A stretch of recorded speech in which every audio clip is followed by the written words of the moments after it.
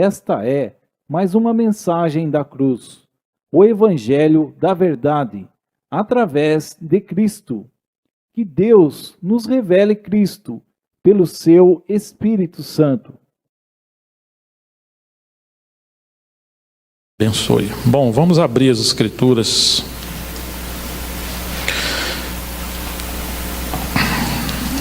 Vamos lembrar como introdução uma frase do Senhor no Evangelho de João, capítulo 16,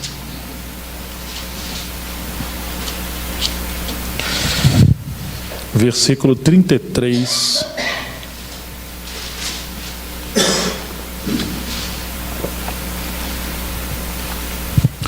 Que nos diz assim: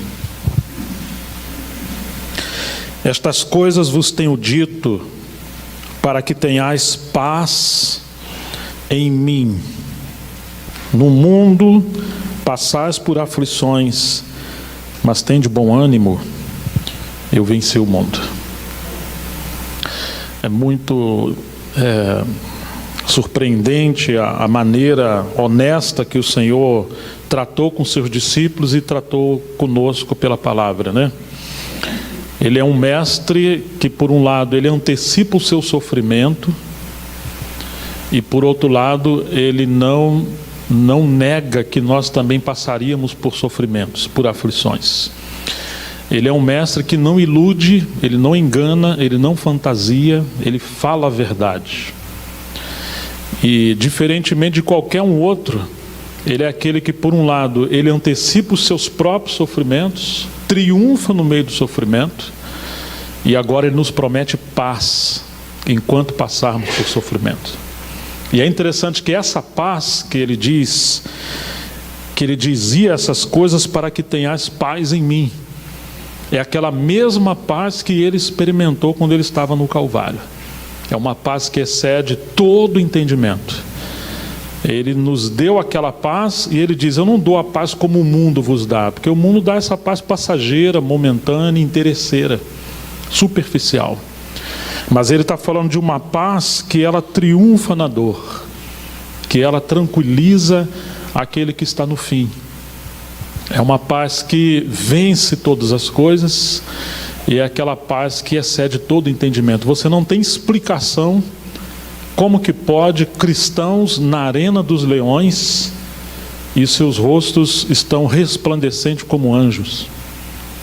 Não tem como explicar um Policarpo, que foi alguém que veio depois de João o apóstolo, na sua velhice, ele foi colocado numa estaca e foi queimado, porque ele não negou o Senhor. E enquanto ele está ardendo em chamas, ele está cantando. Isso realmente é uma coisa misteriosa. E tiveram que ferir ele para o seu sangue começar a apagar as chamas, porque quanto mais ele estava ali, mais ele adorava o Senhor. Então essa paz inexplicável é que o Senhor prometeu para nós, né? Nós podemos estar no meio da dor, da angústia, da doença, do descaso, do abandono, do sofrimento, e ainda assim saber que Ele está conosco. E mais do que isso, Ele está fazendo algo que excede o nosso entendimento, mas devemos confiar no Senhor. Então ele fala: eu estou falando essas coisas com vocês para que vocês não se escandalizem. Vocês tenham paz, mas a paz não é a ausência da guerra.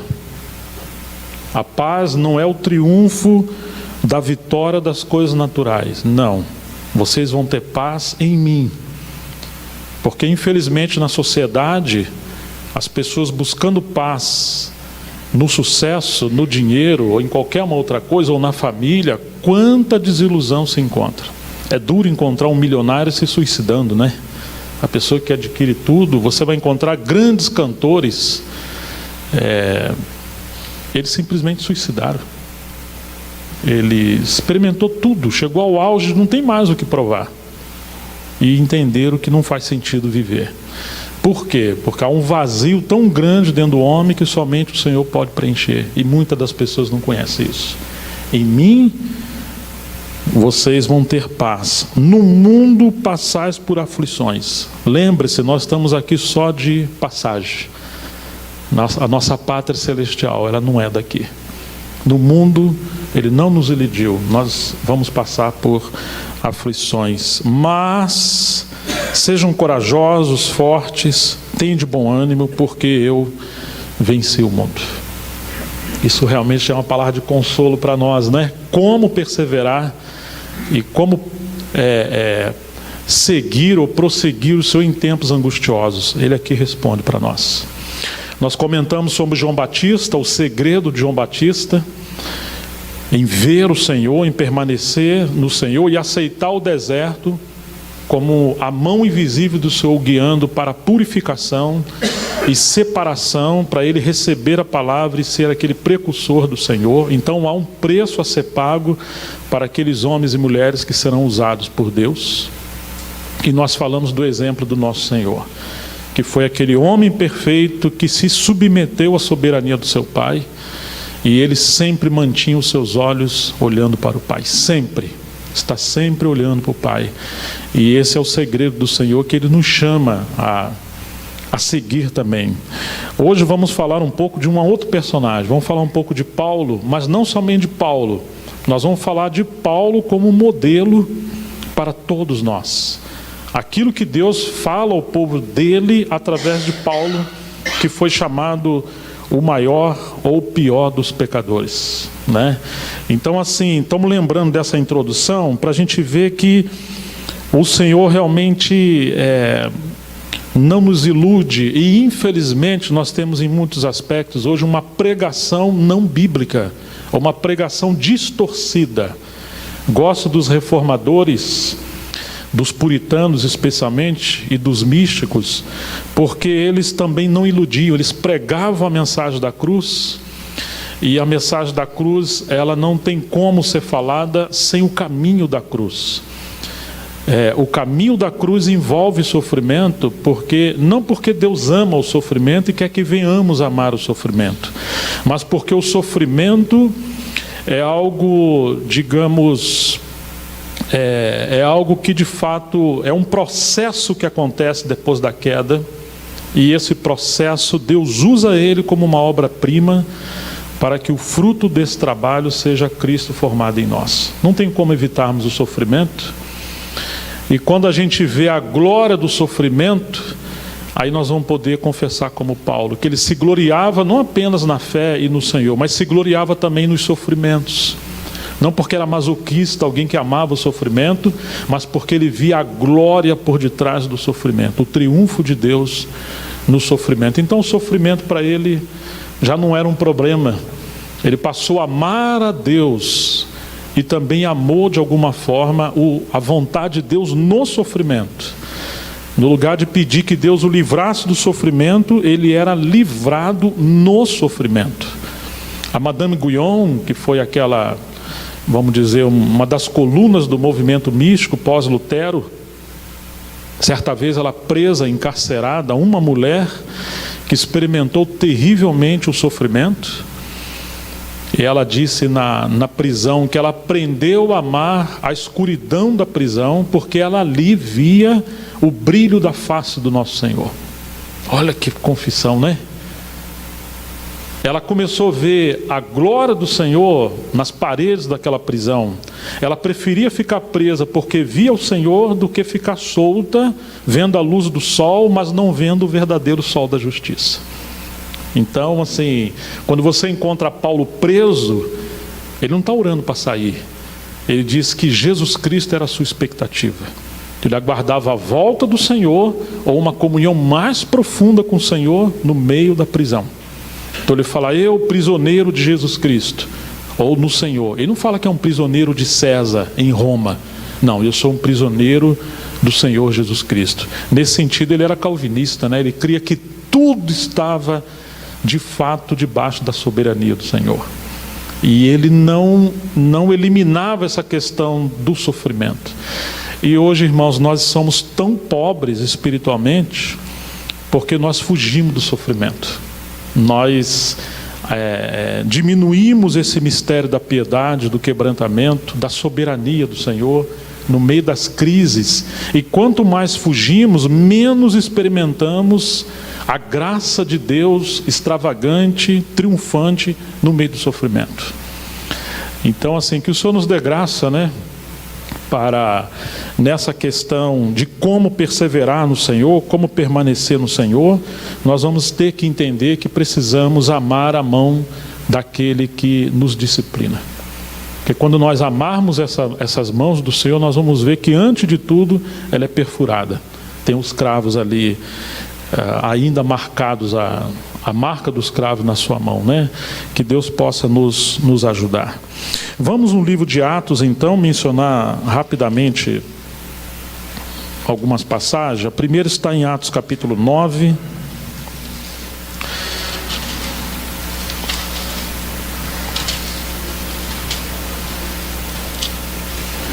Atos dos Apóstolos 9, versículo 15.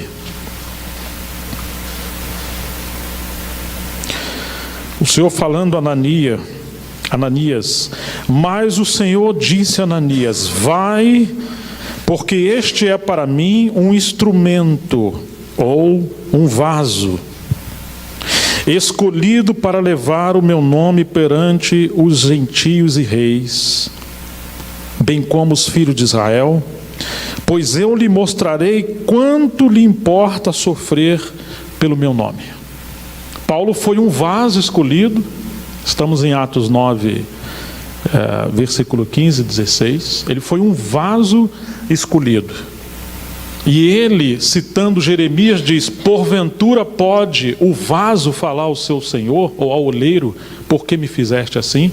Então ele reconhece a soberania do Senhor, e como um vaso, porque quem está relatando isso é Lucas, e Lucas era um cooperador de Paulo.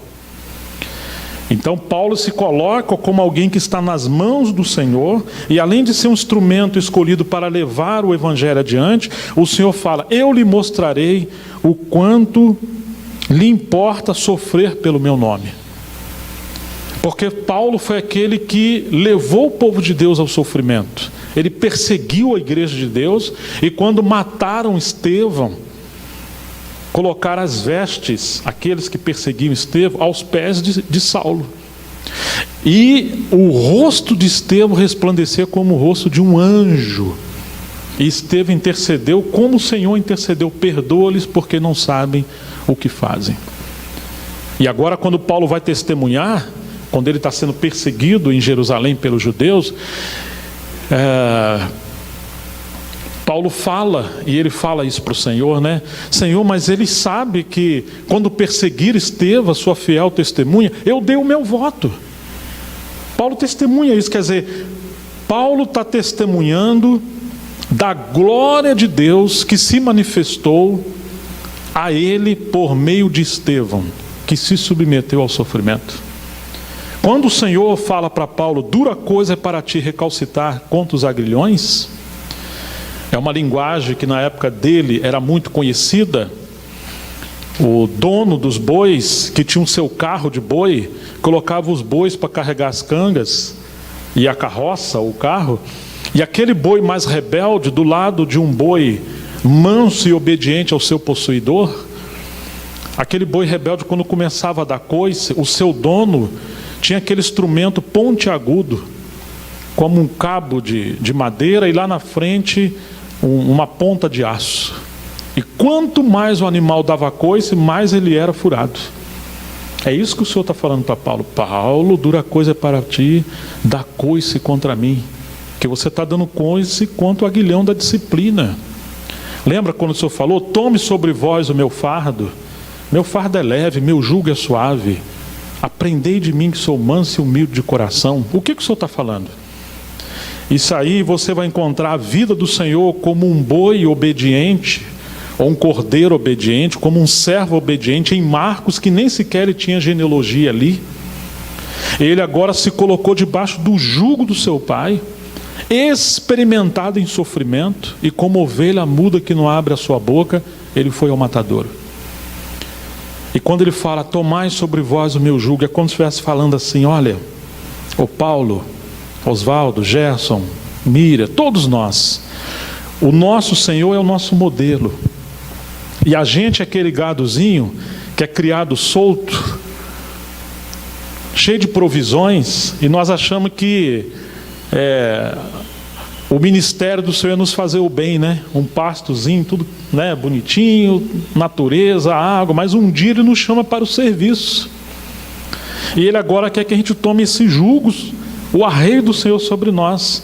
Quando Ele quer nos usar, o que a gente faz, irmãos? Nossa tendência é dar coice. Nós queremos fugir da disciplina, do sofrimento, do serviço. E o Senhor fala, olha para mim. Tome sobre vós o meu jugo. Ele é o modelo, Ele é esse boi, esse gado, debaixo das mãos do nosso Pai, e Ele obedeceu o Senhor em tudo. Mas quando o Senhor está chamando Saulo, assim como Ele nos chama, a gente dá coice, Saulo dava coice. Eu vou mostrar para você o quanto importa que você sofra pelo meu nome. Para entender que o mistério da vontade de Deus não é fazer bem ao homem, mas o mistério da vontade de Deus é nos transformar à imagem do seu Filho, para que Ele tenha muitos filhos semelhantes a Ele. Então não sabemos como o Senhor vai tratar com cada um de nós, Ele sabe como vai tratar com cada um de nós. Mas quando o Senhor chamou Saulo, Ele teve que desde já saber desse caminho que Ele ia ter que trilhar, porque foi o caminho que de alguma forma Ele levou o povo de Deus ao sofrimento quando Ele perseguia os cristãos. E aí mais adiante no capítulo 26 de Atos,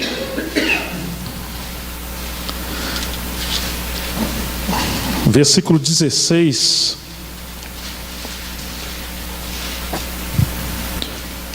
novamente Ananias, o Senhor, quando encontra Saulo no caminho de Damasco, e diz assim, o versículo 15 ele fala assim, então eu perguntei, quem és tu, Senhor? Ao que o Senhor me respondeu, eu sou Jesus a quem tu persegues. Mas ele estava perseguindo os cristãos. Mas levanta-te e firma-te sobre os teus pés, porque por isso te apareci, para te constituir ministro e testemunha, tanto das coisas em que me viste, como daquelas pelas quais te aparecerei ainda. Olha a confissão de Paulo sobre a sua vocação. Você vai ser ministro e testemunha. O sentido de ministro aqui é diácono ou um garçom, alguém que vai servir na mesa uma comida. E o que Paulo vai servir? Ele falou, você vai ser um ministro e testemunha, ou seja, você vai servir o que você está vendo. E ele diz assim, tanto das coisas em que me viste. Paulo viu muitas coisas, ele foi arrebatado ao terceiro céu. Mas Paulo viu muitas coisas por meio de Cristo. O que Paulo estava vendo era Cristo.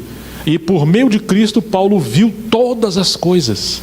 Você imagina um homem com a mente tão grande como o universo, como Paulo? Que era um homem constituído pelas Escrituras, criado aos pés de Gamaliel. Um homem que falava o grego, o aramaico, o hebraico, conhecia a poesia, conhecia a filosofia da época, matemática. Paulo era um homem perfeito, um erudito, segundo a religião e o senso humanismo, de humanismo. Paulo atingiu o nível mais alto, mas Paulo era monoteísta, como um judeu. Ele foi preparado aos pés de Gamaliel. Ele conhecia a Deus como o único Deus que nós também conhecemos, mas não tinha aquela revelação da Trindade. Mas quando o Senhor se apresenta a ele, quem és tu, Senhor? E Senhor ali no grego é Kyrios, é o Senhor soberano do universo. Você imagina um homem preparado aos pés de Gamaliel e ele não sabe realmente de fato quem é o Senhor? Eu sei agora que você é o Senhor soberano do universo, mas quem és tu? E agora Paulo teve essa revelação gloriosa. Por um lado ele está vendo a Trindade por meio de Cristo. Jesus não é um defunto como ele pensava, e a igreja não é uma seita como ele pensava. Jesus é Deus, 100% Deus, 100% humano. E não somente isso, ele foi enviado pelo Pai, o Deus do Velho Testamento, e agora está ressuscitado à direita de Deus.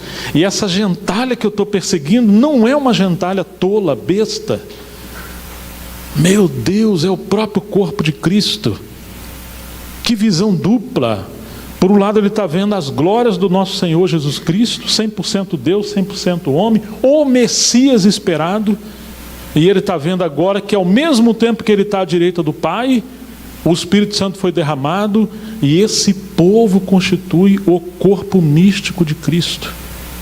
Você imagina o choque na cabeça de Paulo? Quantas coisas rápidas estão passando na cabeça de Paulo? Todas aquelas tipologias e profecias e alegorias e histórias do Velho Testamento estão tomando corpo agora na cabeça e no espírito de Paulo, porque ele está tendo visão de Cristo. Paulo é aquele que sempre nas suas cartas diz assim: está escrito, mas também está escrito. Lembra que está escrito. Não diz assim a Escritura, diz assim. E isso é uma metáfora, e isso é uma alegoria. E assim estava dando a entender o Espírito Santo. Você vê que Paulo faz uma releitura, uma interpretação a partir de Cristo, de toda a figura, tipologia, promessa, palavra profética do Velho Testamento. Então o Senhor está falando para Paulo: levanta-te, firma-te sobre teus pés, porque por isso te apareci, para te constituir ministro e testemunha. Ah, irmãos, hoje podemos ter alguns ministros, mas o problema maior do nosso tempo é que faltam testemunhas para servir o que eles estão vendo, não simplesmente o que eles estão lendo, não somente o que eles estão vendo nos livros ou nas conferências, eles mesmos estão tendo visões de Cristo. E é claro que Cristo se revela a nós pela palavra ministrada, pela comunhão ao redor da mesa, do café, mas sobretudo, irmãos, o ministério do Espírito Santo, através da palavra viva de Deus, precisa nos revelar, e precisamos ser impactados com isso. A igreja também ser testemunha do Senhor, do que tem visto e ouvido em relação a Cristo. Tanto das coisas em que me viste. Que pena que muitos têm visto tantas coisas. Olha a história da igreja. Quando você vê a pregação de Lutero, Lutero está pregando a justificação pela fé. Ele está ressaltando uma etapa da obra central do Senhor, de fundamento. Mas o que aconteceu? As pessoas pegaram a doutrina de Lutero, criaram o movimento luterano. Fica com a doutrina e perde a realidade. Olha a experiência de Calvino. Alguém que está falando da predestinação e da eleição. Não tem como você negar isso nas Escrituras, ainda que não somos hipercalvinistas, mas criou o movimento calvinista e as pessoas quase não conhecem Cristo. Alguns são mais calvinistas do que Calvino. As pessoas falam assim: ô Gerson, você é calvinista ou arminiano? Eu falei assim: e agora, hein, irmão? Eu falei: será que Pedro era o quê?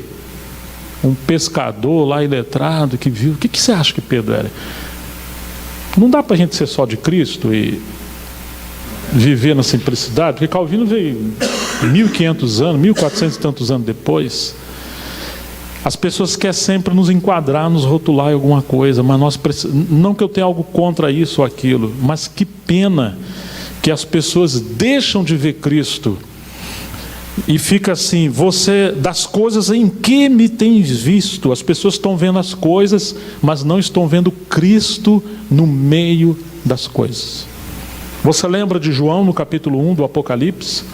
Quando ele virou para ver quem falava com ele, o que João viu? Ele viu os 7 castiçais. E o que estava no meio? Você lembra? Ele não viu simplesmente as coisas, mas ele viu aquele que estava no meio de todas as coisas.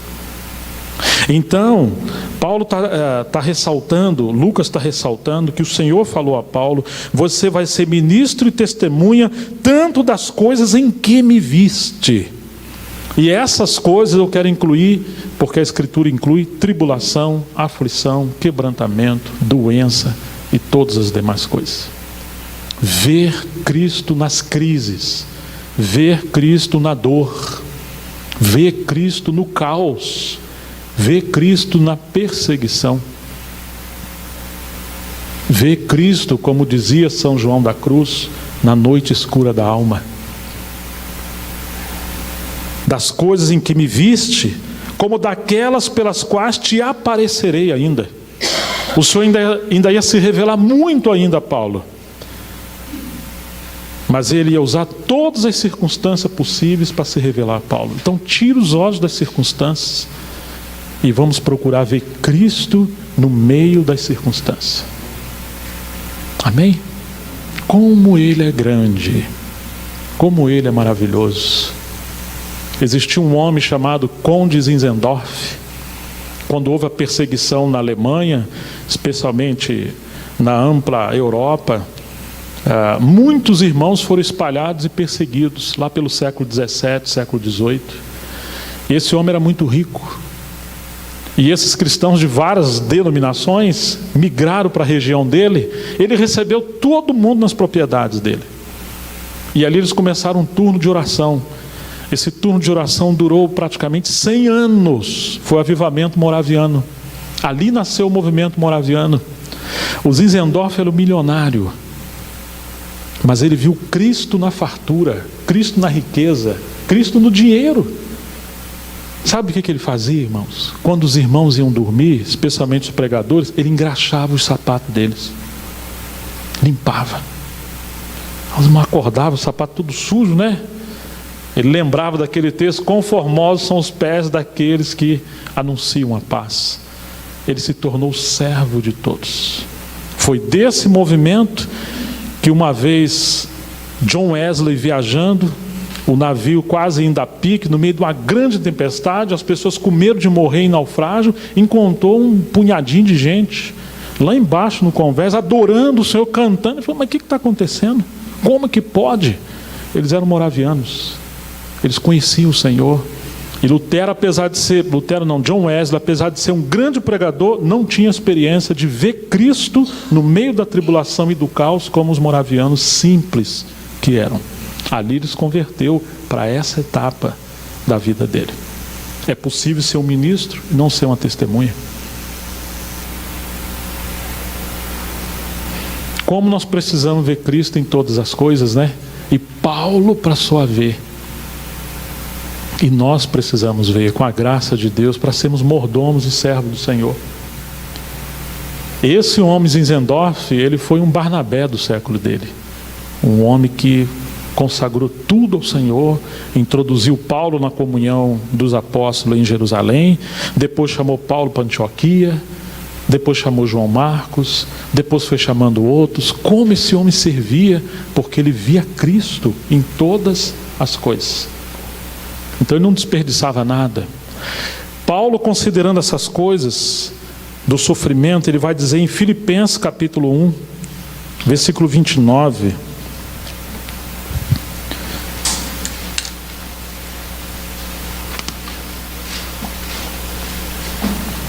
Porque vos foi concedida a graça de padecer por Cristo e não somente de crer nele. Você está vendo, irmãos? Filipenses 1, 29. Foi concedido uma graça maravilhosa para nós, de não apenas crermos no Senhor, mas também de padecer pelo Senhor. Quando a gente foge do padecimento, do sofrimento, nós estamos diminuindo o ministério da graça. A grandiosidade da graça que nos leva a triunfar no meio das crises. Por isso, às vezes, conhecemos tão pouco da graça do Senhor, porque nós queremos limitar a graça. Os irmãos unidos tinham um princípio, sob a liderança de Darby especialmente, que eles criam que Deus tem dois princípios de governar o universo. Um chama-se graça e o outro governo. Deus faz tudo pela graça, mas para nos levar em graça a voltar ao governo dele. É uma graça para se submeter ao senhorio do nosso Senhor Jesus Cristo. Mas quando nós recebemos a graça e não nos submetemos à soberania do Senhor, aí se cumpre o que Paulo falou aos Coríntios: não recebais a graça de Deus em vão. Não façam isso. Não limite a graça. Dilatai-vos também. E essa é uma questão do nosso tempo. Nós recebemos a graça, mas nós queremos decidir o que fazer com nossas vidas. Como um vaso escolhido pelo Senhor, como vamos falar para o oleiro, até aqui e não mais? Então Paulo está dizendo, nós recebemos essa graça, e é uma graça superabundante, de irmos além do que, digamos, humanamente poderíamos suportar. É a vida e o viver do Senhor através de nós. Aos Coríntios, vamos ao 2 Coríntios, quando Paulo vai começar a falar um pouco. Essa é uma carta, vamos dizer, ao lado de Filipenses, aonde Paulo mais expressa a sua vida. Você tem duas cartas mais pessoais de Paulo sobre ele e a sua jornada com Deus: 2 Coríntios e Filipenses. Mas 2 Coríntios é tão grande porque Paulo abre as entranhas do seu coração, mostra a sua humanidade, a sua dor, as suas crises, a sua luta, de maneira que em nenhum outro lugar ele faz isso. Então em 1 Coríntios você tem a obra de Paulo, e em 2 Coríntios você tem o obreiro que é Paulo. Em 1 Coríntios Paulo está escrevendo a uma igreja em decadência. E em 2 Coríntios você tem o tipo de obreiro que Deus pode usar para voltar a edificar e corrigir uma igreja em decadência. Porque a igreja em Corinto já era rica e abundante em dons, em sabedoria, em conhecimento, em ministérios, em serviço, em todas as coisas, mas ainda assim tinha divisões, tinha pecados, irregularidades, desvios, mundanismo. Como é que você vai ajudar uma igreja dessa? Se você ministrar mais a palavra, ele vai dizer que o conhecimento incha, eles vão ficar mais inchados. Se ministrar mais dons, mais divisões, porque eles brigavam por meio dos dons. Como que você vai ajudar uma igreja dessa? Só tem uma maneira de ajudar: é você não apenas falar da cruz, mas termos irmãos e irmãs que trilham esse caminho da cruz, para mostrar a esses irmãos de Corinto, que muitas das vezes somos nós, e graças a Deus que nós temos tantas lições preciosas para o nosso tempo, porque temos a carta de Paulo aos Coríntios. É trazer esses irmãos de volta para esse princípio da graça e do governo, ou graça e soberania. Eles pegaram tudo que Deus deu, os apóstolos, os ministérios, as experiências, as revelações, os dons espirituais, e colocaram no lugar de Cristo. E aí nós temos uma centralização em coisas boas, porém que substituíram o Senhor. Coisa terrível, irmãos. O inimigo quer que venhamos servir a Ele, adorar a Ele, mas nós não vamos ser trouxa de chegar a esse ponto. Então o que ele faz? Bom, já que vocês não querem me servir diretamente, ele vai trabalhar para servirmos a Ele, se possível, indiretamente. Quando nós nos fixamos em coisas, mesmo que sejam obreiros, nós estamos nos desviando de Cristo e seguindo homens, colocando dons, ministérios, experiência, literatura, conferência, seja o que for, e sem perceber passamos a ser manipulados pelo inimigo, não por causa do pecado, mas usando coisas boas que Deus deu, mas que não podem tomar o lugar de Cristo. Você vai encontrar Satanás algumas vezes ali nas cartas de Paulo. Entendeu, irmãos? E agora vem Paulo, então, escreveu uma carta e fala de correção. Na verdade, 1 Coríntios é 2 Coríntios, porque Paulo escreveu uma carta e eles perderam. Agora Paulo escreve essa carta de 1 Coríntios para nós, né? Que é 1 Coríntios, mas que foi perdida. E essa 2 Coríntios é uma terceira carta de Paulo. Que a igreja era tão menina que achava que era rica por causa dos dons, que elas perderam a preciosidade de uma carta do apóstolo Paulo. Agora Paulo corrige aquela igreja. Em cada capítulo, a revelação de um declínio. Do 1 ao 4, você vai encontrar que, do 1 ao 3 especialmente, eles estavam divididos por causa de preferências ministeriais. Até o 4 ele se coloca como exemplo, ele e Apolo. No 5, você tem um jovem que tinha uma relação ilícita sexual com a madrasta. Ele fala, nem entre os incrédulos isso acontece. Aí você tem o 5 e o 6, os pecados de imoralidade sexuais, bebedice e tantas outras coisas, que declínio. No 7, as crises no casamento, perguntas sobre casamento, e mistura de imoralidade da Grécia antiga, o costume pagãos, com aquilo que eles achavam que deveria ser normal no corpo de Cristo. E agora Paulo está respondendo. No 8, o problema da idolatria. No 9, eles excluíram Paulo com seus direitos como um pai espiritual. E por várias vezes Paulo fala, não temos nós esse direito, que era o direito da mordomia. A seara é grande, são poucos trabalhadores, vocês estão matando os obreiros, atando a boca do boi do boi que debulha o grão. Mas Paulo preferiu não desfrutar das ofertas e das contribuições dos irmãos. Ele recebeu contribuição da Macedônia, das igrejas da Macedônia. Enquanto ele trabalhou servindo os irmãos de graça em Corinto, ele recebia salário das igrejas da Macedônia, inclusive, especialmente a igreja em Filipos. Por quê? Porque os irmãos em Corinto, que se achavam tão espirituais, receberam falsos obreiros, falsos apóstolos. Paulo fala, estão esbofeteando vocês, aí vocês aceitam. Estão extorquindo vocês, vocês aceitam. Não é de admirar que vocês estão recebendo falsos apóstolos, porque Satanás se transfigura em anjo de luz, e os seus emissários, seus enviados, como mensageiro do Senhor, mas são enviados do diabo. E a igreja recebia e explorava os irmãos. Então Paulo, para não dar ocasião a isso, ele preferiu trabalhar noite e dia, para não ser pesado aos irmãos. Esse é o capítulo 9. No 10, ele relaciona aquelas transições, peregrinações no deserto de 40 anos, que aquela geração morreu no deserto, não entrou em Canaã, porque eles não discerniram a pedra que seguia, que era Cristo. Eles não discerniram o batismo em Moisés, nem na nuvem. Eles não tinham discernimento do Senhor, e eles foram rebeldes. E Paulo está dizendo, vocês estão fazendo a mesma coisa.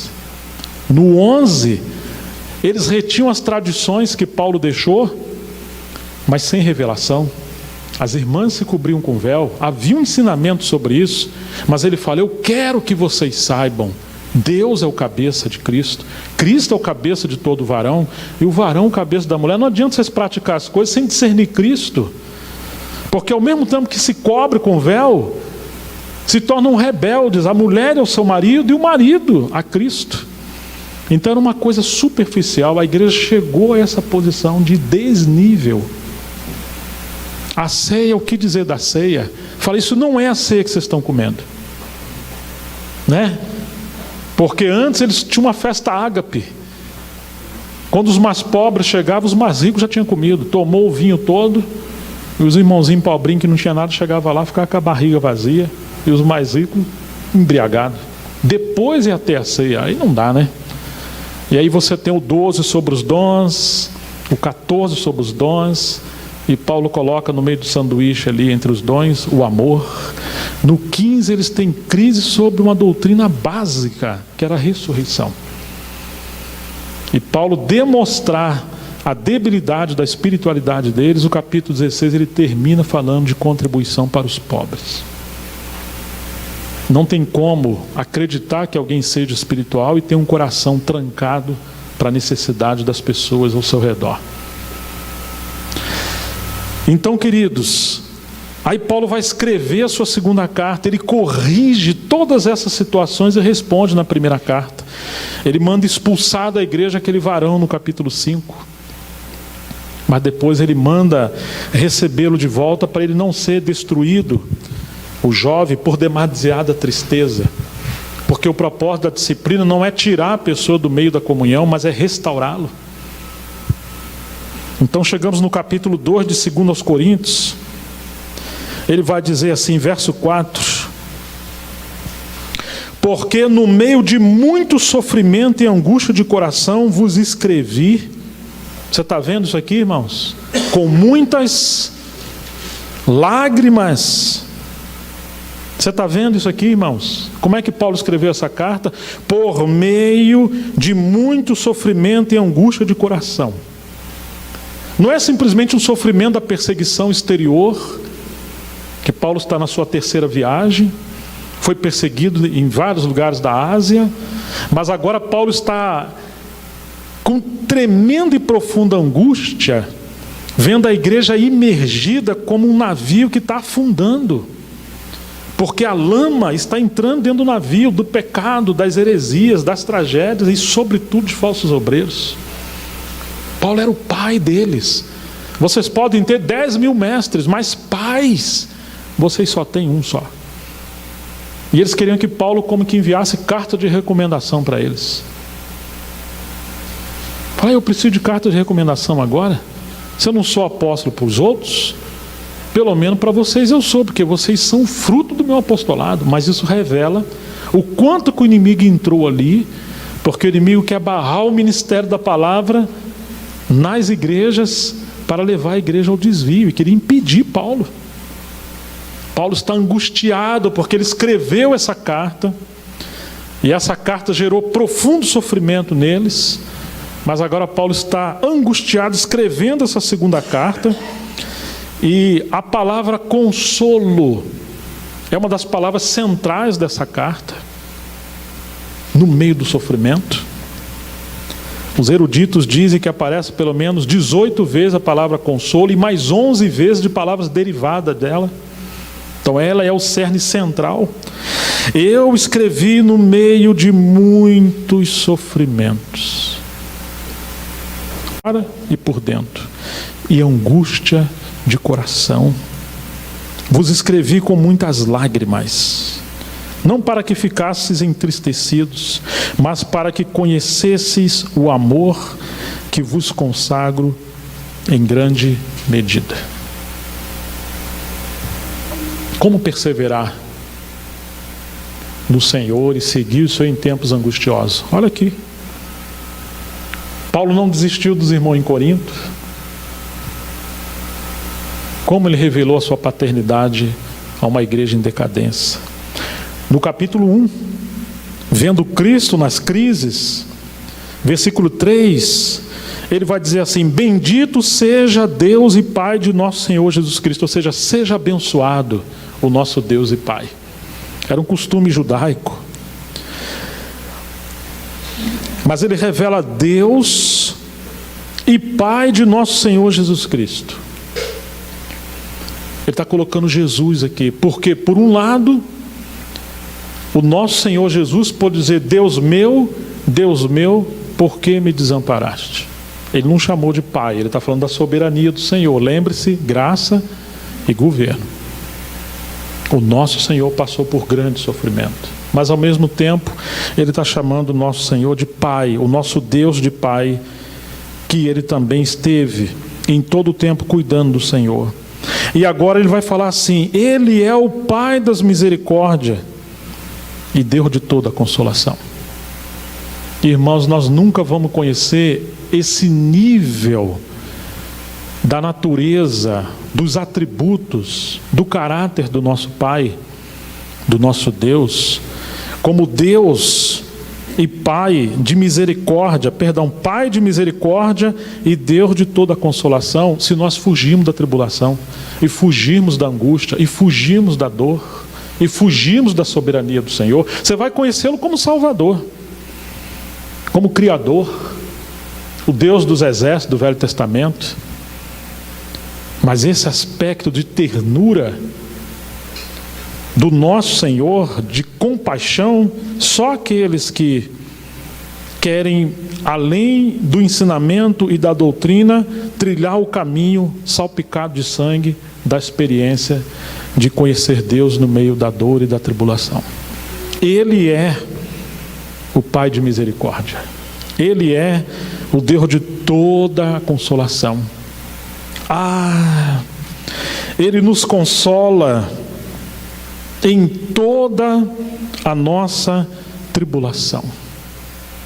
Que coisa, irmãos!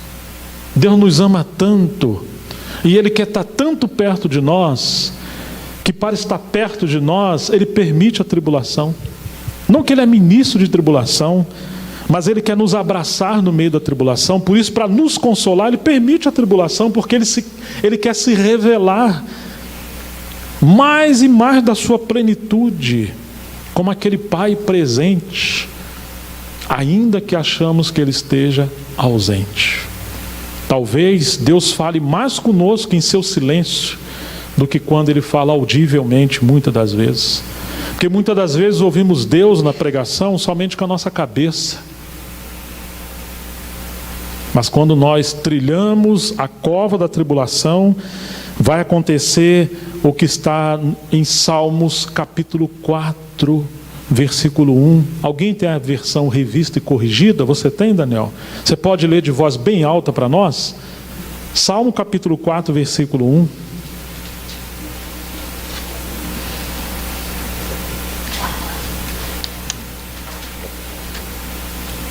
Ouve-me quando eu clamo, ó Deus da minha justiça. Na angústia me deste largueza. Tem misericórdia de mim e ouve a minha oração. Você está vendo o que falou ali? Algumas versões falam assim: na angústia me aliviaste, tranquilizaste, coitadinho. Não! O pensamento original no hebraico é: na angústia alargou, o Senhor me alargaste, alargou as paredes do meu coração. Tá certo? Quantas vezes nós estamos enclausurando, confinando Deus dentro de nós, porque nós fugimos da angústia e da tribulação, e o Senhor não pode dilatar o nosso coração, as paredes, as entranhas da nossa alma, e o que acontece? É um grão de trigo que não morre, e ele aprisiona o Senhor que está dentro dele. Davi, ele é comparado ao Cristo, por quê? Porque os seus salmos revelam o Espírito de Cristo falando nele, e como ele foi quebrantado e dilacerado pela obra da cruz, já naquela época.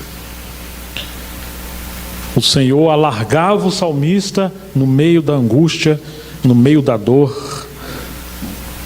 E Paulo vai falar aos Coríntios, capítulo 6 dessa segunda carta,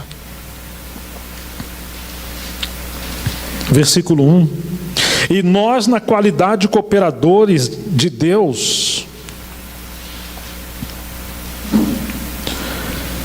também vos exortamos a que não recebais a graça de Deus para viver uma desgraça de licenciosidade, de mundanismo e de pecado. Não, a graça é o poder para obedecer, é o poder para ser fiel, é o poder para se submeter, é o poder para viver uma vida santa, de triunfo sobre o pecado.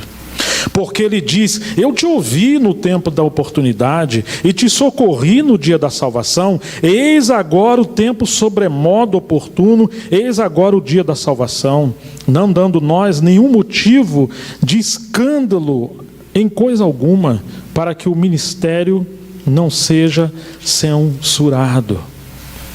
E ele vai dizer que, pelo contrário, ele se recomendava, ele e seus companheiros, a nós mesmo como ministro de Deus.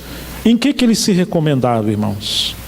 Olha, na muita paciência, nas aflições, nas privações, nas angústias, nos açoites, nas prisões, nos tumultos, nos trabalhos, nas vigílias, nos jejuns, na pureza, no saber, na longanimidade, na bondade, no Espírito Santo, no amor não fingido, na palavra da verdade, no poder de Deus, pelas armas da justiça, quer ofensiva, quer defensivas, por honra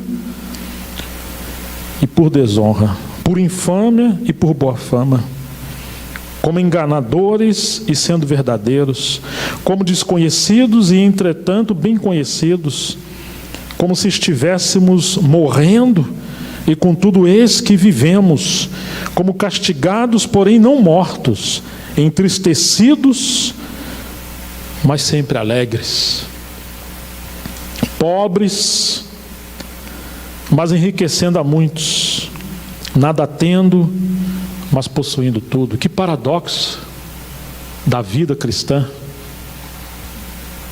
Para vós outros, ó Coríntios, Abrem-se os nossos lábios, olha essa frase de Paulo, e alarga-se o nosso coração. Não tendes limites em nós, mas vocês estão limitados ou estreitados em vossos próprios afetos. Ora, como justa retribuição, falo-vos como a filhos, dilatai-vos também vós. Dilatai-vos. Na angústia me alargaste. Irmãos, o Senhor nos permite a tribulação, a dor, para dilatar o nosso coração, para recebermos mais e mais do Senhor nesse tempo, e Ele nos tornar cooperadores, um vaso escolhido para ser útil nesse tempo. Se não nos sujeitamos à soberania de Deus no tempo da dor, nos tornamos inúteis nas mãos do Senhor. E quantos filhos inúteis nós podemos ser por não se sujeitar à soberania do Senhor? Por isso que Paulo vai falar de tudo isso que ele estava passando e chamando os irmãos para se sujeitar à soberania do Senhor no meio da crise e da dor, para serem delatados. Voltando ao capítulo 1, versículo 4. É Ele que nos conforta em toda a nossa tribulação. Então tem um propósito.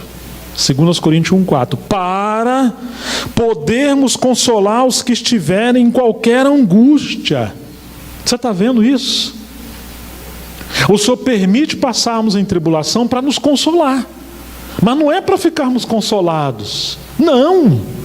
É um rio de vida que flui do seu trono e não pode ser interrompido em nosso egoísmo. Ele tem que passar por meio de nós em corações dilatados, e esse rio alcançar outras pessoas e serem lavados pela misericórdia e o amor do Senhor através de nós. Ele nos abençoa para abençoarmos a outros, e Ele nos consola no meio da tribulação para que possamos consolar aqueles que estiverem em alguma tribulação ao nosso redor. Consolar a outros que estiverem em angústia, como? Com a consolação com que nós mesmos somos contemplados por Deus. Verso 5: porque assim como o sofrimento de Cristo, agora Ele eleva o sofrimento a uma outra categoria. O mundo todo passa por sofrimento, mas Ele está mostrando que existe um sofrimento superior dentro do sofrimento, que é o sofrimento por Cristo. É um sofrimento espiritual. É um sofrimento de dores de parto, como Paulo fala aos Gálatas: meus filhinhos, porque sinto de novo as dores de parto, até ser Cristo formado em vós. Aos Colossenses 1:24, ele diz que se regozijava naquilo que ele padecia por Cristo, porque ele cumpria no seu corpo o resto das aflições de Cristo, pela edificação da igreja, que é o seu corpo. As aflições de Cristo na cruz para a salvação foi única, perfeita e gloriosa, mas o processo de edificação, Ele chama homens e mulheres para participar desse nível de aflição. Como disse Paulo: eu tenho por perda todas as coisas, falando aos Filipenses, para que possa conhecer a Cristo, ser encontrado nele, não tendo a minha própria justiça, que vem da lei, mas a justiça que vem da fé. E ele acrescenta, irmãos, ele queria conhecer e ele queria participar dos sofrimentos de Cristo. Você imagina isso? Por que Paulo está falando isso? Porque ele quer conhecer profundamente, de maneira dilatada, ampla, as grandezas e glórias do nosso Senhor. E ele estava disposto a passar por qualquer sofrimento para que conhecesse mais profundamente o nosso Senhor. Então, para ele, o sofrimento não é um problema. E ele agora está dizendo: porque assim como os sofrimentos 1:5 de Cristo se manifestam em grande medida em nosso favor ou por meio de nós. Assim também a nossa colação transborda por meio de Cristo. Transborda. Oh, irmãos, quando encontramos famílias, pessoas em crise, em dor, em doença, ou no funeral, o que nós temos para passar para essas pessoas? A menos se conhecemos a profunda misericórdia, a graça, a consolação do Senhor pelas mesmas tribulações que passamos, nós não poderemos ajudar essas pessoas, seremos pobres espirituais. Uma vez eu estava passando uma grande tribulação, e aí eu perguntei ao Senhor, por que aquilo? É para você passar a ter misericórdia e compaixão daqueles que estão passando tribulação. Eu falei, a gente conhece tão pouco o Senhor, né? Mas será que é o diabo? Será que eu pequei? Será que eu fiz alguma coisa errada? Será que Deus me abandonou? Será que... Aí fica essas bobagens de criança, né? Será que... Criança que é assim, será que meu pai me ama mesmo? E não trouxe meu docinho, não trouxe... Oh, irmãos, há algo tão superior a toda essa infantilidade, né? Só quer nos levar a uma vida mais profunda e soberana com Ele. Ao ponto de quando as pessoas nos encontrar, elas estarão encontrando o próprio Senhor por meio de nós, amando e cuidando delas. Verso 6, mas se somos atribulados, não é porque pecou, não é porque alguma coisa saiu do controle de Deus. Por que somos atribulados? É porque o PT assumiu o governo. Tem gente que fala assim, né? Como se Deus perdesse as rédeas da história e do governo das nações, né? Não. Se somos atribulados, por que somos atribulados? O que diz a Bíblia? Verso 6.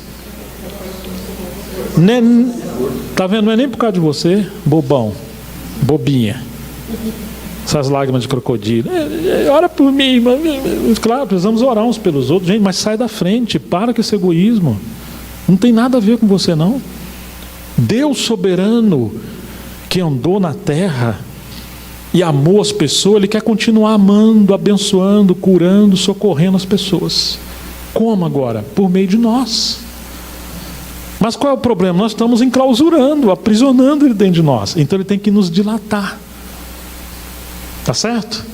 Na angústia me deste largueza. Ele tem que abrir as paredes do nosso coração. E a tribulação, o sofrimento, a dor, são meios que Deus permite para nos dilatar. Porque Ele quer alcançar muitas pessoas ao nosso redor. Mas nós estamos preocupados com a nossa vidinha, nosso dinheirinho, nosso descanso, nossa saúde, nossa televisão, nosso hobby, nosso lazer. Ele nos deu tudo isso, mas tem que ser para a sua glória. Não pode tomar o lugar da mordomia do Senhor. Então, se somos atribulados, é para o vosso conforto. Quer dizer, Paulo não está achando que é por causa dele que ele é consolado, mas é para consolar, para abençoar os outros. Conforto e salvação. Se somos confortados, não é para ficarmos bem, é também para o vosso conforto, o qual se torna eficaz. Eficaz, suportando vós com paciência os mesmos sofrimentos que nós também padecemos.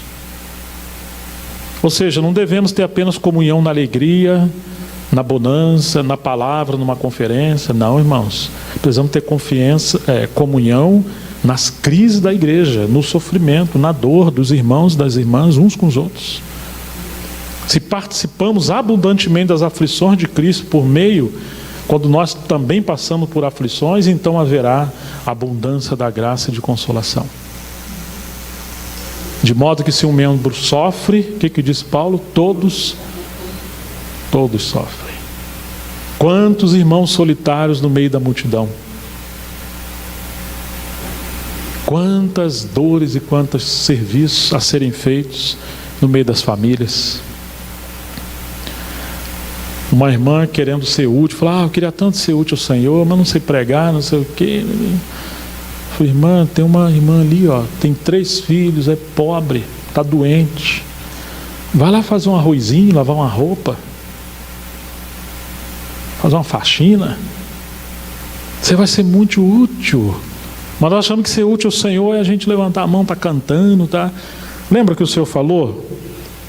Tive fome, não me der de comer. Tive sede, eu tive preso, não me visitar. Quando que isso aconteceu? Quando nós deixamos de servir a uns dos pequeninos do Senhor. Nós olhamos muito para o céu, né?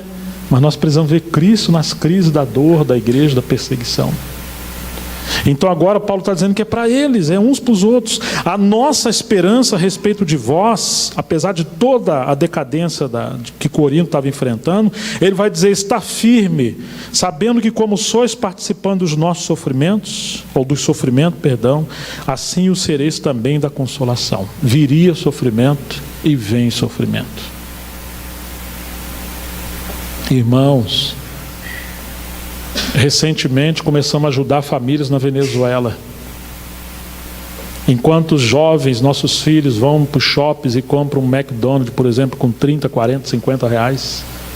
Ou enquanto vamos comer 2 pizzas, gastamos 80, 100 reais, mais os refrigerantes.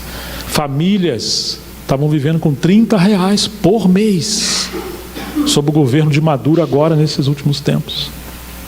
Um obreiro amigo nosso, se tornou um amigo nosso, foi enviado para casa 2 vezes para morrer. Ele havia tomado água escorrendo na rua, que era a única água que ele tinha para a família. Porque com a queda de energia que teve, as bombas, os motores deixaram de trabalhar, a água deixou de ser potável, você tem que esperar chover para beber água. Que a água não chegava. E ele pegou uma bactéria, estava morrendo.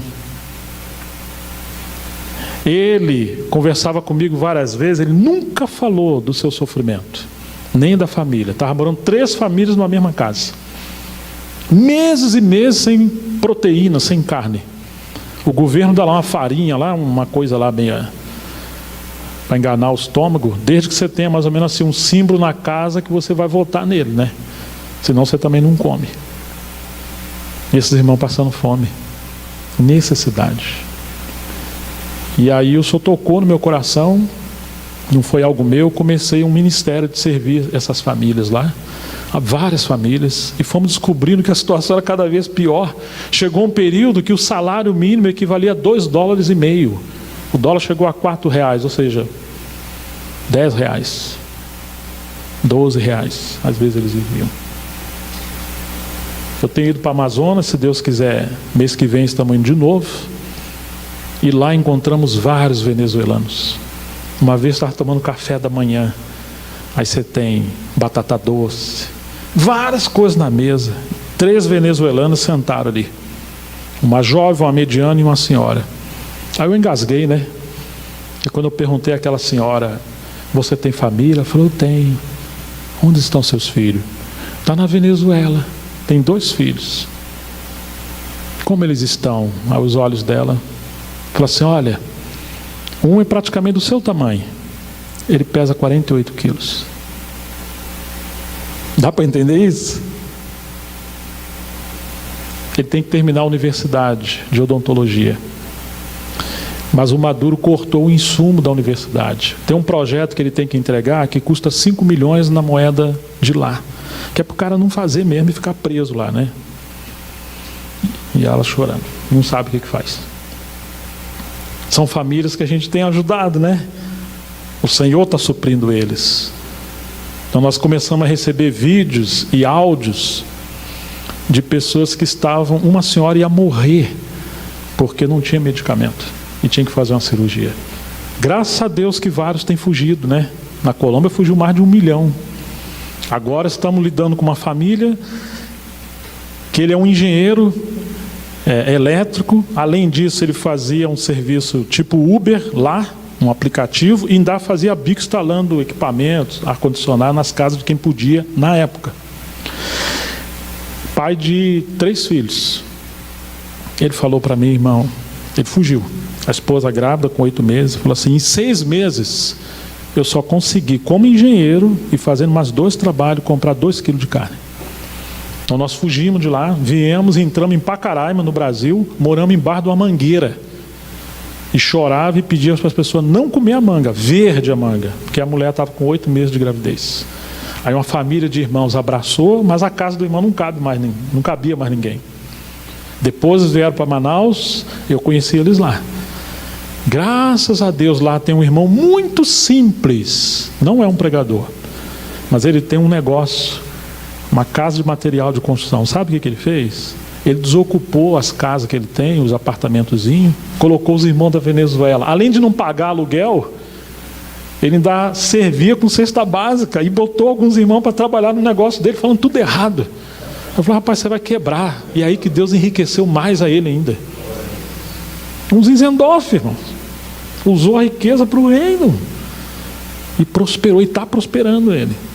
Essa família conseguimos levar eles, ajudar, estão em Curitiba agora, trabalhando na carreira dele. Estão felizes, foram ingressados na sociedade. Irmãos, quando eu converso com eles lá, eles falam assim, irmãos, fica firme, viu? Nós estamos, graças a Deus, estamos em paz. É Ele que está exortando a gente a ficar firme. Eu falei, meu Deus, quem que está apostatado? Somos nós. Porque nós gastamos horas na televisão, dormindo. Irmãos, estão de joelho orando por nós, no meio da crise que eles estão vivendo. É isso aqui que Paulo está falando, ó. Está vendo? Então, muitas vezes o Senhor permite essa situação, porque nós entendemos mal essa questão da soberania e achamos que a saúde, a casa, a família, o dinheiro, a profissão que Ele te deu e Ele deu para nós, é para a gente ficar bem. Graças a Deus as coisas estão indo muito bem. Você é um infeliz miserável se você pensa assim. O ímpio pensa assim. O cristão não deveria pensar assim. Se você é um inútil, a bênção que Deus te deu está se transformando em maldição na sua vida. Porque você está usando tudo que Deus tem para você viver bem. E a obra de Deus não é essa. A obra de Deus é que Cristo seja glorificado e visto por meio de nós. Por que não oramos, irmãos, tanto? Porque não dependemos de Deus. Não é porque falta tempo. É porque temos uma vida centrada em nós. Trabalhe, ganhe mais. Mas como dizia Anthony Groves, que foi um pioneiro dos Irmãos Unidos, que o lema do cristão deve ser, ele usou uma frase, trabalhar muito, gastar pouco e doar muito. Ele acreditava assim.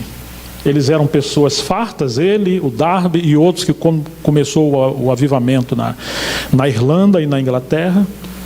Irmãos, eles doaram. E por isso o avivamento explodiu lá na Europa. Por que temos tão poucos avivamentos hoje? O Andrew Murray, falando num livro sobre avivamento, ele diz que o maior impedimento do avivamento, sabe o que é? O espírito do mundo. Quando a gente é agarrado às coisas dessa vida. Por isso que o Senhor pode fazer, não pode fazer tantas coisas entre nós, porque nós estamos como os coríntios. Paulo fala, dilatai-vos, abre esse coração. Não é que Paulo quer alguma coisa deles, mas Paulo queria que ele se consagrasse ao Senhor, se entregasse ao Senhor. Que coisa, não, irmãos? A nossa esperança a respeito de vós está firme, sabendo que como sois participantes do sofrimento, assim também o sereis da consolação. Porque não queremos, irmãos, que ignoreis a natureza da tribulação que nos sobreveio na Ásia, porquanto foi acima das nossas forças, a ponto de desesperarmos até da própria vida. Paulo foi apedrejado e acharam que ele estava morto. Ele não explica como que foi isso aqui, mas você imagine a dor de Paulo. Contudo, já em nós mesmos tivemos a sentença de morte, para que não... Por que Deus permitiu isso em Paulo? Para que não confiemos em nós mesmos, em nada.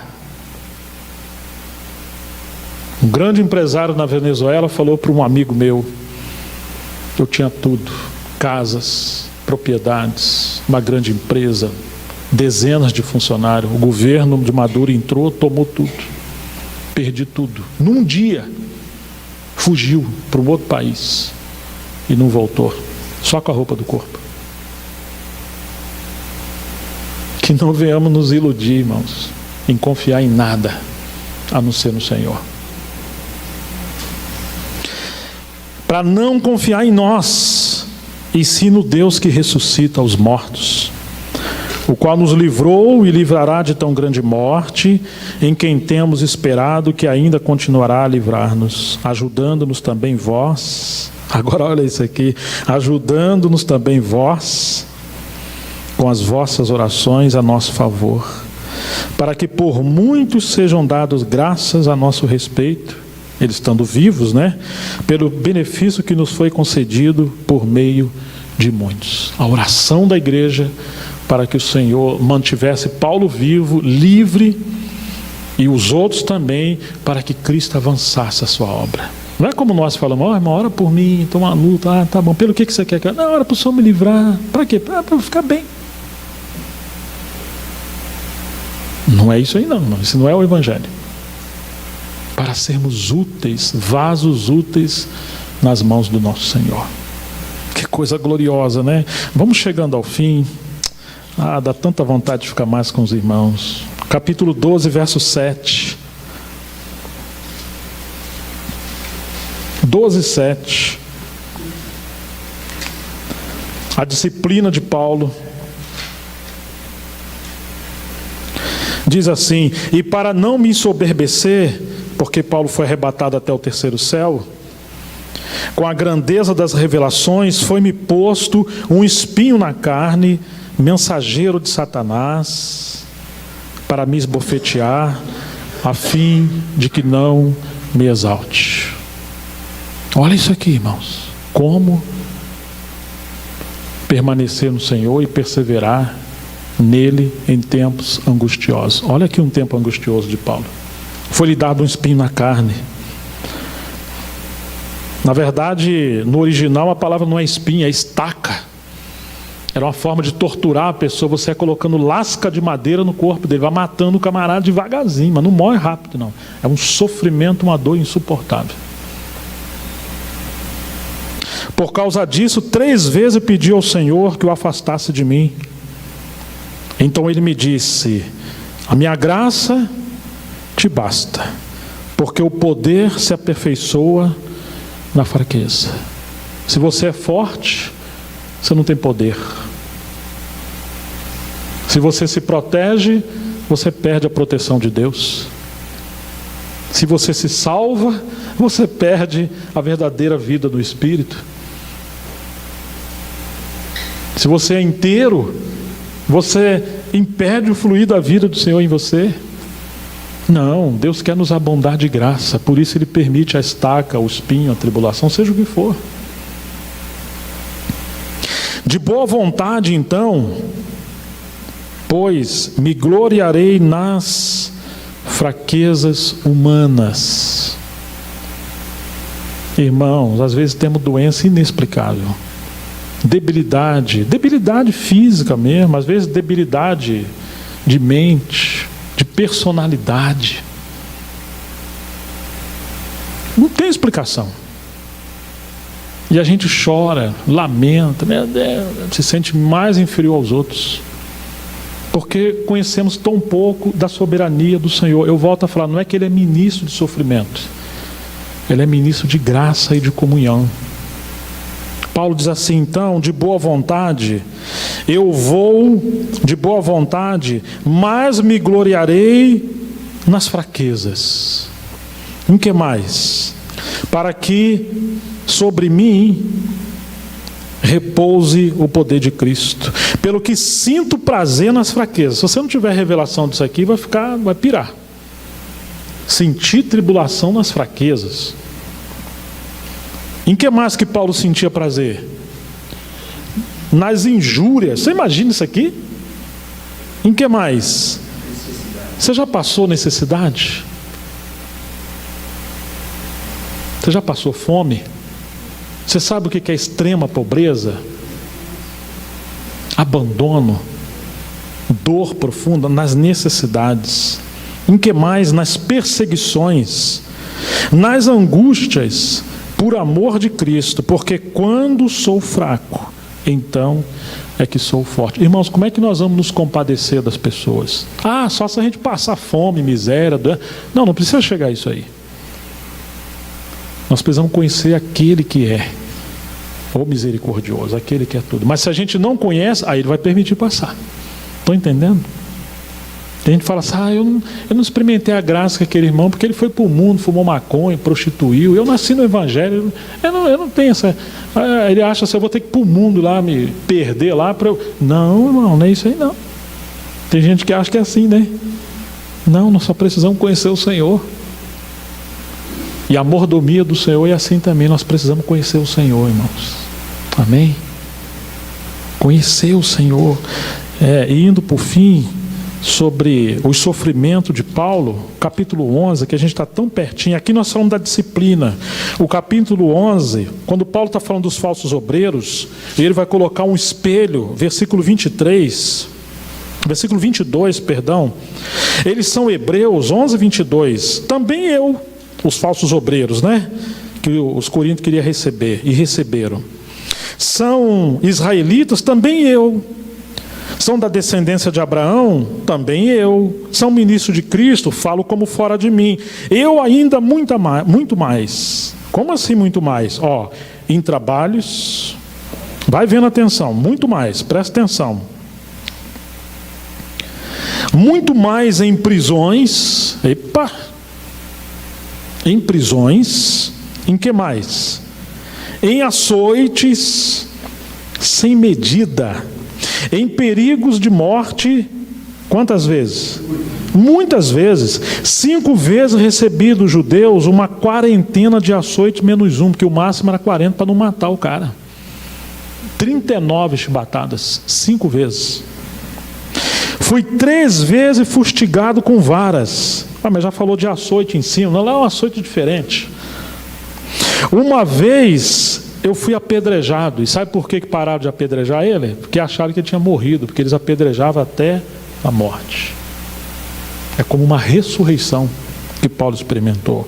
Em naufrágio, 3 vezes. Aonde Paulo estava, está acontecendo uma tragédia, né?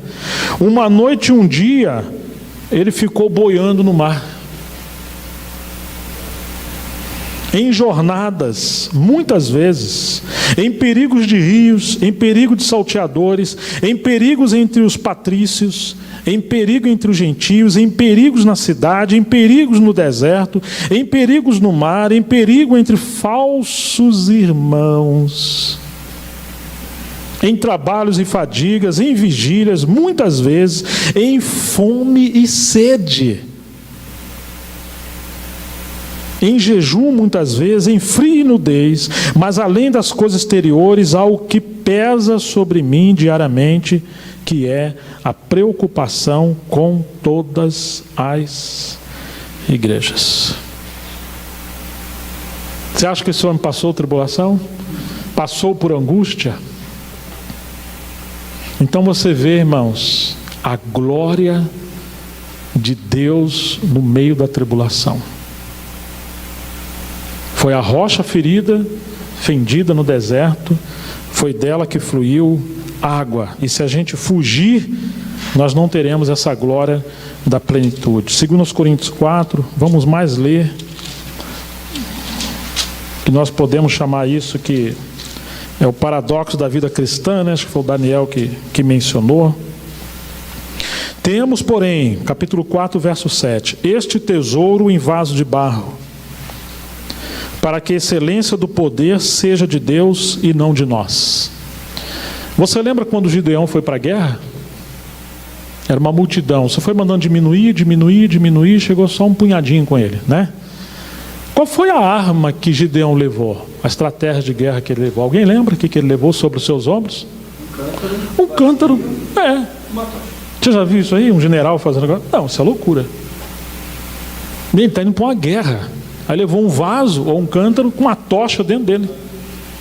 Quando chegou lá, ele deu um grito, né? Espada do Senhor, espada de Gideão. E o que ele fez com esse vaso, esse cântaro?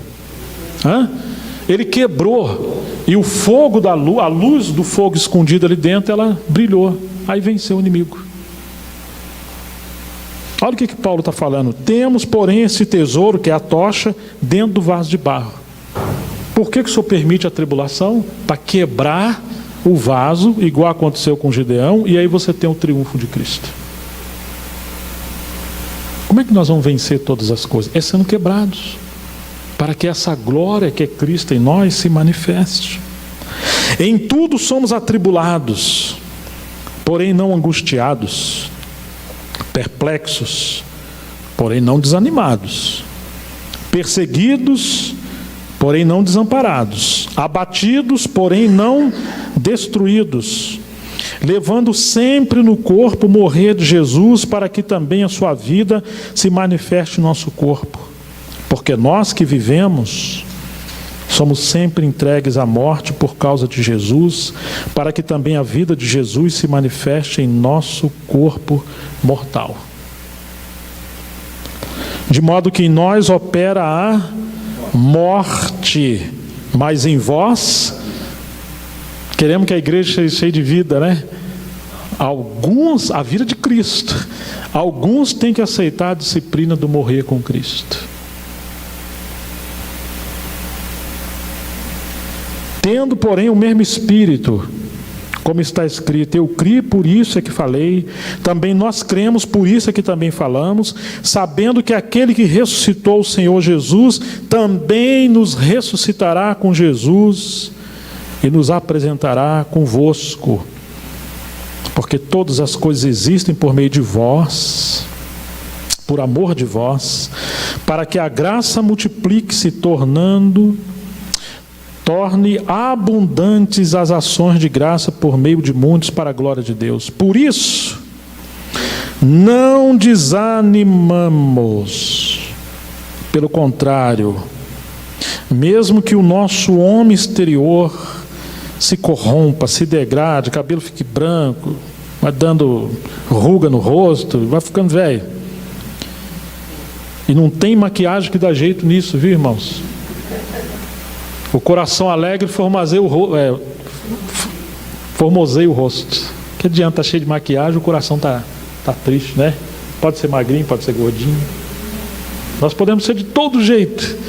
Mas ele está dizendo, contudo, o nosso homem interior se renova de dia em dia. Porque a nossa, agora Paulo esculhamba com a gente, né? Porque a nossa leve e momentânea tribulação, ele está dizendo que é leve. O homem que passou tudo isso, leve e momentânea tribulação, produz para nós eterno peso de glória, acima de toda comparação. Peso de glória. Você sabe como é que a casa de Deus foi feita na época de Salomão? As pedras eram tiradas das pedreiras, elas rolavam e encaixavam umas sobre as outras. Sabe o que segurava as pedras uma nas outras? Era o peso. Quando não tem peso, as pedras rolam. Por que a igreja às vezes não é edificada, irmãos? Porque faltam irmãos e irmãs de peso para suportar uns aos outros, e um peso também da edificação do Senhor. A gente é umas pedrinhas que qualquer ventinho, eu fiquei ofendido, eu não entendi o que o irmão falou, e a gente é menino. Então as crianças brincam com as pedras, né? Nós precisamos ser amadurecidos por meio das provações, para sermos pedras cheias de peso, de glória, no tempo presente e na eternidade. A nossa leve e momentânea tribulação produz para nós eterno peso de glória acima de toda comparação, não atentando nós nas coisas que se veem, mas nas que não se veem, porque as que se veem são temporais e as que não se veem são eternas. E eu termino, irmãos, dizendo que o fruto da tribulação, baseado em todos esses textos de 2 Coríntios, em primeiro lugar, conhecer a Deus. Em segundo lugar, sermos alargados por Deus, que é o Salmo 4:1. E Paulo fala a eles, né? Alargai-vos ou dilatai-vos vós também.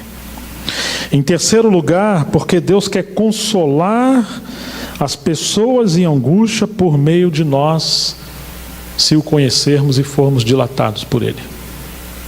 Deus cuida das pessoas através daqueles que se permitem ser trabalhados por Ele. E em quarto lugar, a tribulação produz peso de glória eterna.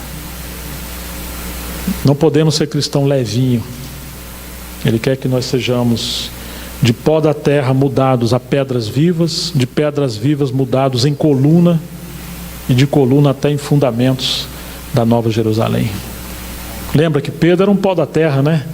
Mas o Senhor transformou Pedro em pedras que vivem, em pedra viva. Mas quando você chega em Gálatas 2, Paulo vai dizer que Pedro era uma coluna na casa do Senhor. Ele está crescendo.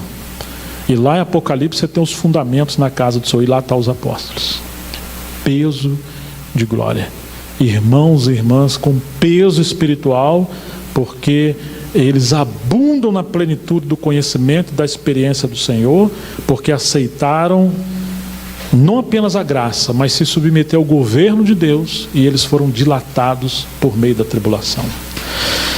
Irmãos, como permanecer e como prosseguir seguindo o Senhor em tempos angustiosos?